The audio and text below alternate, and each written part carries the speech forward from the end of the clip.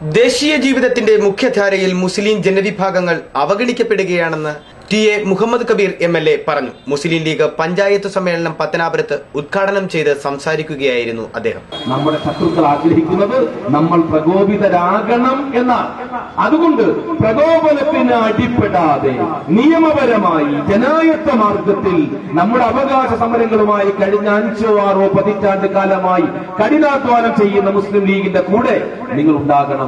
ജലയും നരയും ബാധിച്ച് തളർന്നു വീഴുന്ന നിമിഷം വരെ, ഞങ്ങളുടെ കണ്ണുകൾക്ക് അന്ധതയുടെ മൂടൽ ബാധിക്കുന്ന നിമിഷം വരെ ഒന്ന് പിടിച്ചു നിൽക്കാൻ ഒരു ഊന്നുവടി ആവശ്യമുള്ള ഘട്ടം വരെ ഈ പത്തനാപുരത്തെ സാധാരണക്കാരായ ജനങ്ങൾക്കൊപ്പം ഞങ്ങൾ ഉണ്ടാകുമെന്ന് നിങ്ങൾക്ക് വാക്ക് നൽകാൻ ഈ അവസരം ഉപയോഗപ്പെടുത്തുകയാണ്. അടിച്ചമർത്തപ്പെടുകയും അവഗണിക്കപ്പെടുകയും ചെയ്യുന്ന മുസ്ലിം വിഭാഗം അടക്കമുള്ള എല്ലാ വിഭാഗത്തിന്റെയും ഉയർച്ചയാണ് മുസ്ലിം ലീഗിന്റെ ലക്ഷ്യമെന്നും അദ്ദേഹം പറഞ്ഞു. മതേതരത്വത്തിൽ അധിഷ്ഠിതമായ ദേശീയ മുന്നേറ്റമാണ് മുസ്ലിം ലീഗിന്റെ ലക്ഷ്യമെന്നും അഹമ്മദ് കബീർ എം.എൽ.എ. പറഞ്ഞു.